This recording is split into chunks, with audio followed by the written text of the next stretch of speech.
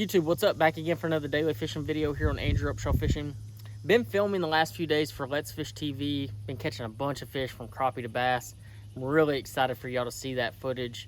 But real fast though, hey, if y'all haven't subscribed to my YouTube channel yet, make sure you do so. Share it with a friend. That would really help out. And probably that would help out more than anything. Just like the video. There's a little thumbs up sign. Just hit that thumbs up if you can. It would really help me out. Today's video, we're going to talk about one of the most talked about, most fished items in bass fishing, and that's a frog. But I'm going to kind of go one step further. And if you know me on this channel, you know that I take things one step further most of the time. I'm going to talk to you about some of the mistakes I see frog anglers make and how this can help you get better. So in this situation, I just have a Strike King popping perch. There's a lot of great frogs out there, a lot of different ones out there. You know, you have the Spro frog, which was probably one of the first. I can think back of a bunch of different frogs that work good. A Booyah Pad Crasher, the KVD Sexy Frog, the popping perch, and also the pad perch. I think is another one that plays pretty well in certain situations. It's a pad perch, it's a popping perch. And they all are situational based off of your fishing need. So today, more so than anything, I'm going to talk about how we screw up sometimes, myself included. Is it a fact of, you know, a certain action, a certain color, or maybe the profile of the bait? It's actually all of the above.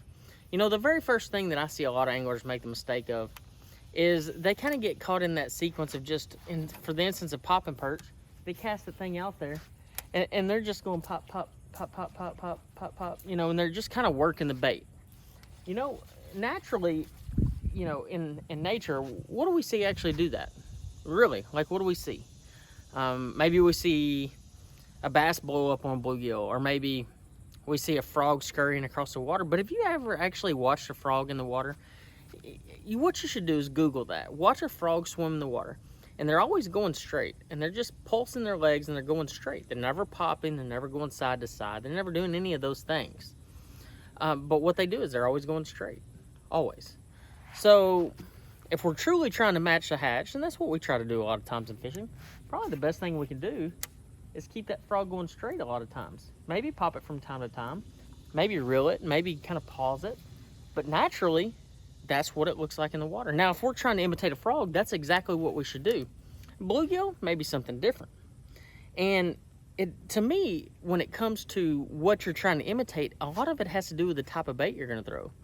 If I'm trying to imitate an actual frog, that's when I would go with a KVD Sexy Frog, or a bait like it, like a Spro frog or something like that, because what it's going to do is give you that profile. It's going to give you the body, and let's just imagine it's going to give you the two legs, just like that. So you're going to have that particular profile. Now, let's be honest, guys. How many bass have you actually seen eat a frog?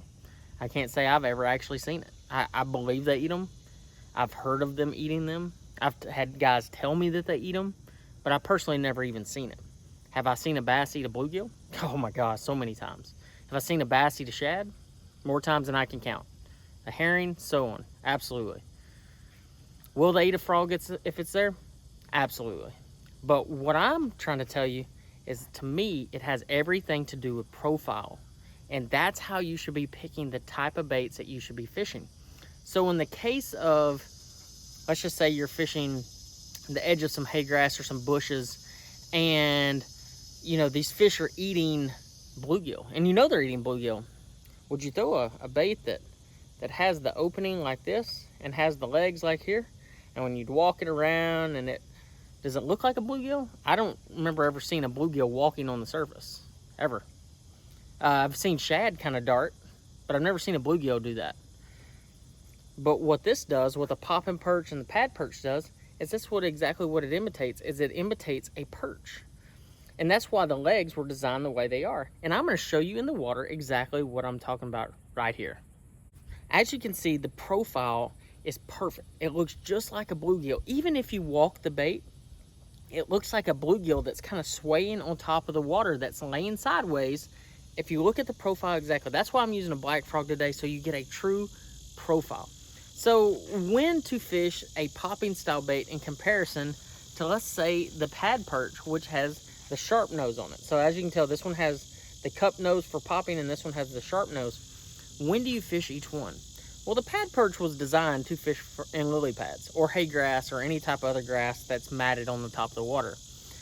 And in this sense, I'm going to throw colors like black, green pumpkin, bluegill colors, because that's what I think they're eating when I'm throwing this particular bait. But when I'm throwing this bait, like I said, I'm throwing it in really, really heavy cover, but I'm actually fishing when it's dead calm, when it's not a lot of wind, and you can drop a needle out there and you can hear it. I mean, it's just one of those kind of days. You need the subtlety of that sharp nose, because what it's going to do is it's going to slide through the water and glide perfectly through those pads and all that heavy cover. Now, when I'm going to fish the popping style bait like this one here, is in situations where we got a little bit more breeze, maybe some winds blowing in on a bank that has some scattered, let's say pepper grass or eelgrass or whatever the grass type might be, or bushes or whatever. And I need to cause that commotion just to draw the eyes up of the bass, because a lot of times that's all it is. When you're popping a bait, most of the time all you're doing is drawing their eyes up. You want them to look up, and when they look up, they're going to see the profile, the exact profile of what they're wanting to eat. And the cool thing is, in this situation, with the popping perch and pad perch, unlike, even the KVD sexy frogs, spro frogs, and all these other frogs out there, is this one is going to give you the true bait fish imitation. It's going to show you exactly what it looks like under the water for the fish. So this could imitate a shad, this could imitate a bluegill, this could imitate anything that they might eat underneath the surface. So this is the most realistic as far as from down looking up of any type of frog out there. And I think that's why it's so successful. And this isn't just some product push for the popping perch and pad perch. To me, I went out in the boat with Todd Castledine and I shot a video, and it was probably one of my first videos that I posted. It's been over a year ago. It was May of 2020. And we went out on Sam Rayburn and we had one of those days, like super fun days. And we were throwing a white popping perch. We weren't imitating a bluegill. Even though it's called the popping perch, we're actually imitating a shad, because the shad were spawning and we were catching the fire out of them on that imitation. Could we have thrown a white frog and caught some fish? Absolutely. No questions asked, we could have. But to me, I'm always trying to match profile, color, size of whatever I'm fishing. And to me, this looks like a big gizzard shad sitting in the water, especially the white one. And it really, really catches those fish. When it comes to gear, I keep it fairly basic, guys. I throw the same rod for a lot of different techniques. This is the 7.2 heavy action jig worm rod. This is a rod that I use all the time. It works really, really well.